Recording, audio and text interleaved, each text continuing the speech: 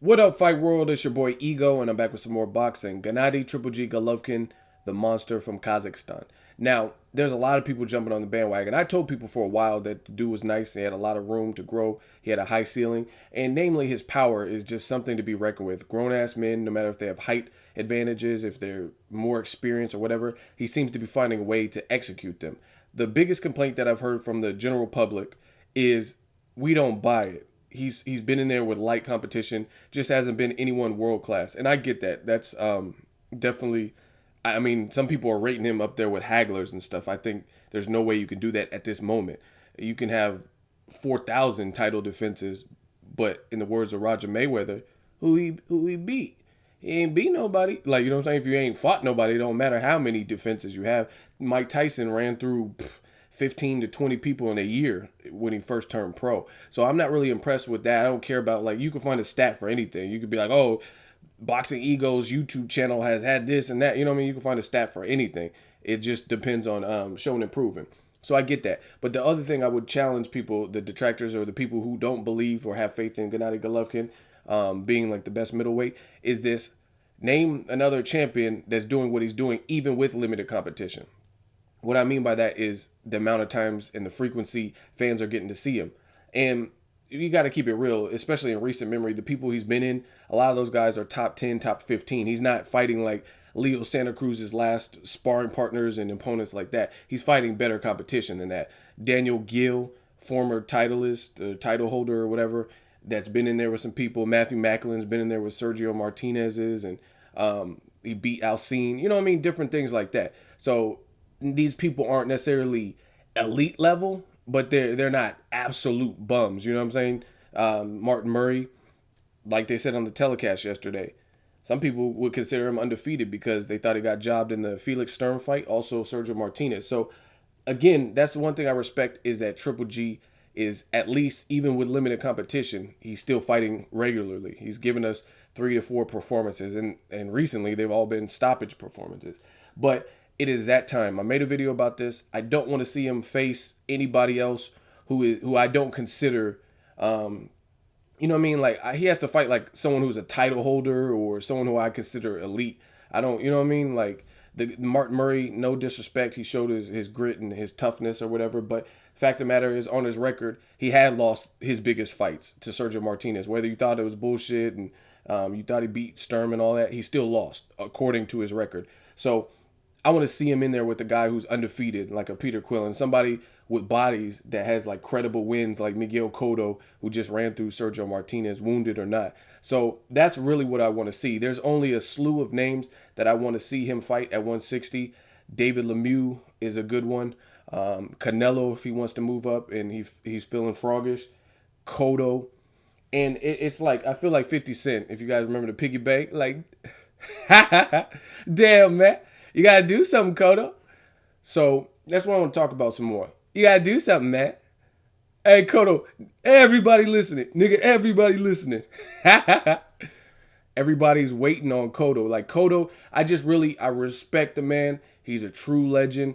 He has a way better resume than Gennady Golovkin. But there's a bullseye on your back. Unfortunately, that's the sport you're in. You're in a sport where, like, when you do something good, like, just consider it like a regular job. Boxing is really the only profession that it happens like that. Like, let's say you work at Target. If you work at Target and you get a promotion, you probably get friends and family and people on your Facebook texting and posting like, hey, good job, Ego, you got a promotion, yay. In boxing, it's not like that. If you get a promotion, aka like get a belt or you know what I mean, pass your test, which is beating your opponent, especially for a championship, you actually become an enemy. You don't get a lot of people saying favorable things. You get people who want what you have. Like Chavez Jr. was talking shit immediately after the Martin Murray victory for Gennady Golovkin. He said, I'm not impressed, basically, and come to my weight class, I'll knock you out for $1 million. I'll give you $1 million if I don't knock you out. So that's boxing. That's the sport you're in.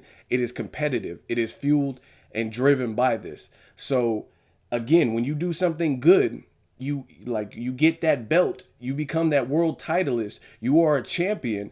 Your name's at the top of that bracket, at the top of the food chain, whether unless you're a paper champion. But Especially if you have a buzz like Gennady Golovkin has. You know what I'm saying? Especially if you have the respect in the industry, in the game, like Miguel Cotto has.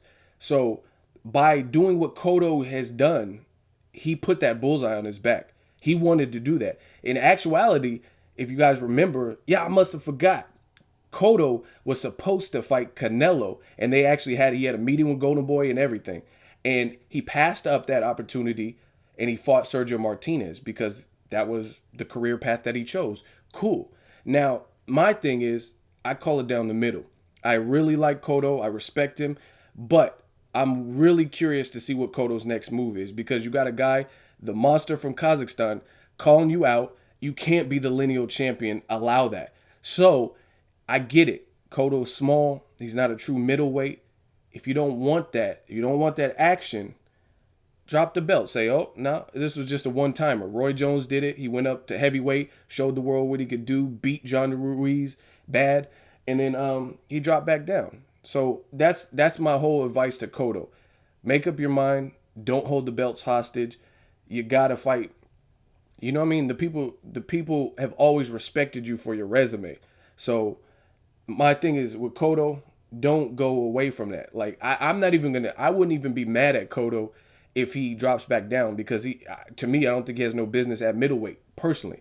But if he wants to have business at middleweight, I can't tell a man how to make his money. So if he feels he's a middleweight champion, he's the real middleweight champion, you got to fight Triple G. That's the one. That's the guy. You know what I mean? He's considered the boogeyman. You can't allow somebody to, you know what I mean, to be the big bad wolf and you're the lineal champion and do nothing about it. I'm from the old school. That's my train of thinking. And respect to both guys. Hopefully they can get it done. But if Cotto's not going to fight a guy like Triple G, an actual middleweight, you know what I mean, that means something. Like, there's no point to fight middleweight fights that don't mean anything to you. You know what I'm saying? At this point, because Cotto has already accomplished so much in the sport. So we'll see. I don't think it will happen. I don't think Cotto is going to fight Triple G, which is, it's fair. I mean, that's his decision. But if he's not, get rid of that belt. You know what I mean? And I think the same thing with Floyd Mayweather. If you're not going to fight at 54 no more, you got 2 fights. Let these young cats, these Demetrius Andres and Charlo brothers and Ivanas and all them people, and let them fight for it. Let them scrap for that belt. I don't believe in tying these belts up like, my belt, I want it. And, you know what I'm saying? It's like a little kid. There'll be a toy on top of a table, and the little kid, he's not even playing with it, but he wants ownership, and he doesn't want no one to play with his toy. I don't agree with that. I don't think these belts should be hoarded like that. Fight. If you're the champion, fight. Like they say on the beginning of video games, fight. Round 1, fight. That's just my train of thinking. Let me know what you guys think. What do you want to see next from Cotto? I hope he makes the next good decision. I'm hearing Brandon Rios, Timothy Bradley.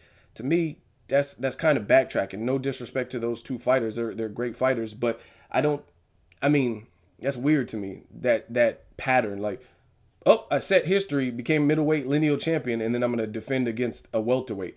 And not to mention, not just any welterweight, new welterweights, guys who were newly inducted into the welterweight. You know what I mean? Brandon Rios, his first fight at welter was Pacquiao. Then he fought Diego Chavez and then Mike Alvarado. So 3 fights in. You know what I mean? Timothy Bradley fought Pacquiao. That was his first, or actually his second fight at welterweight. I don't know. I don't agree with it. What? We need you come put the food away. All right.